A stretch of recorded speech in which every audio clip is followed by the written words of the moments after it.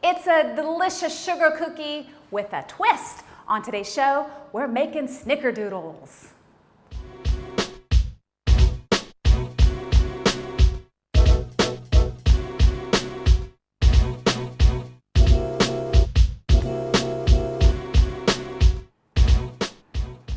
Snickerdoodles aren't the most widely known cookie out there. You know, we know the sugar cookies, the peanut butter cookie, oatmeal cookie, chocolate chip.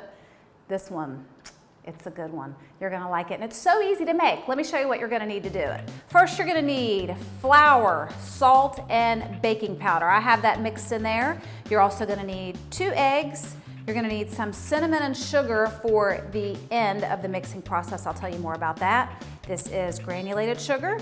You also have vanilla that you're gonna need and 2 sticks of unsalted butter. That's it. We're gonna start this off by doing the creaming method that you use in most cookie recipes. That's whenever you get the butter and the sugar all whipped up and all combined until it gets nice and fluffy. So let's get that going. We got 1 stick of butter in. Here's number 2. In goes our granulated sugar. We're gonna put that in the mixer, let it go for about 2 to 3 minutes until it's beautiful and fluffy, and then we'll go on to the next step.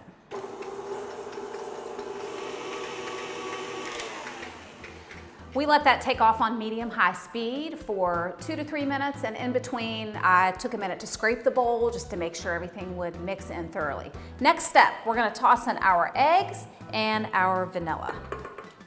In the bowl those go. We're gonna let those mix for about 30 seconds, and then to the next step. We let that go for about 30 seconds. I stopped in between, scraped the bowl with my handy dandy spatula here. You remember a few weeks ago we did a video on spatulas and why they're so important. We'll put a link to that up so you can watch that video. If you don't have one of these, go out and get one. All right, next step. I have my flour, my baking powder, and my salt. I'm just gonna use my whisk here and give it a quick stir just to make sure everything is blended in nicely before we put it in the bowl. So we're gonna open this up and put this in. Now, this is not the time to just let the mixer go like we did with the other ingredients. When you're using flour, you want to mix minimally when it comes to your baked goods. So we're gonna let this mix for about 15 seconds. I'm gonna scrape the bowl, let it mix one more time, and then we'll be ready to move on to the next step.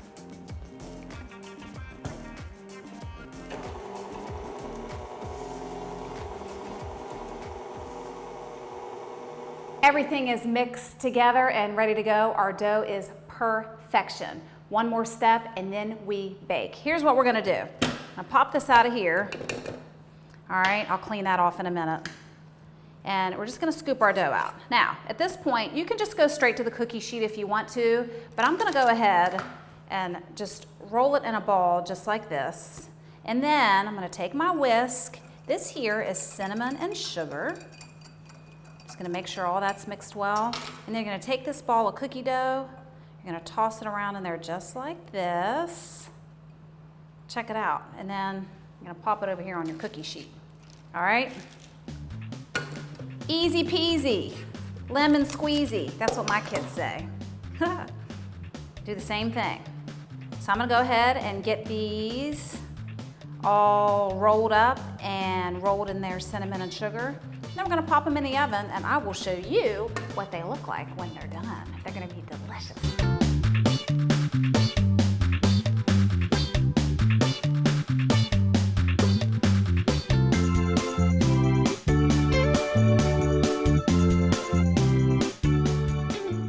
Snickerdoodles are done and out of the oven. Now, you'll notice that one is missing.